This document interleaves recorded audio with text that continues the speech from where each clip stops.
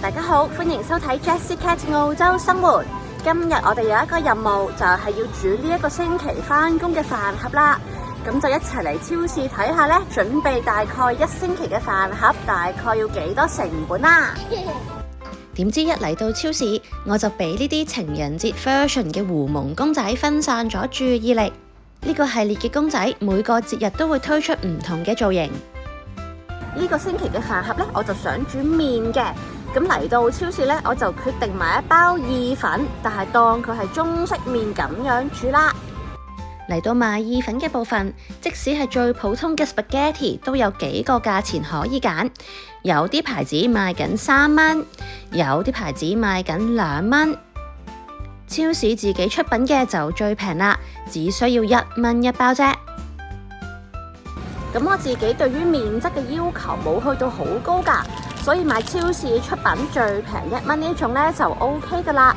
而且呢，其實有機會唔使用晒成包添，因為呢隻意粉煮起嚟呢係會發脹少少㗎。如果煮晒成包嘅話呢，可能就裝到唔止一個星期嘅飯盒啦。揀好咗意粉之後，就要諗下上面加啲乜嘢餸啦。跟住我哋嚟到賣罐頭嘅貨架，就想買一罐罐頭粟米粒加落去啦。貴少少嘅要2個2一罐，而超市牌呢就1個2有交易啦。呢啲罐頭粟米粒呢，我覺得食起上嚟唔會好大分別㗎，所以就買平啲嗰種啦。跟住就要揀下落啲乜嘢肉落我嘅飯盒嗰度啦。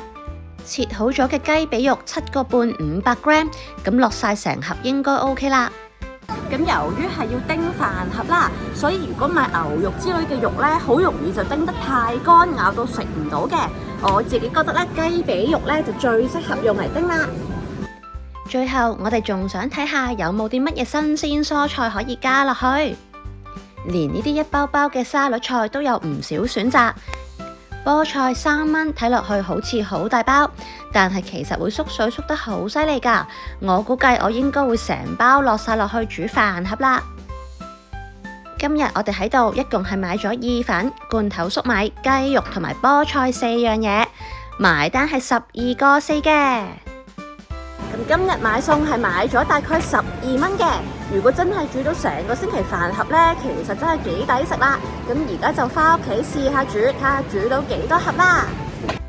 返到屋企之後，我哋用懶人煮嘢食嘅方法，快快脆脆炒香啲雞肉，然之後就開始煮意粉同埋落蔬菜啦。原本我係打算煮1星期嘅飯盒，點知結果煮出嚟一共分咗11盒喎，連餐盒都唔夠用添啊！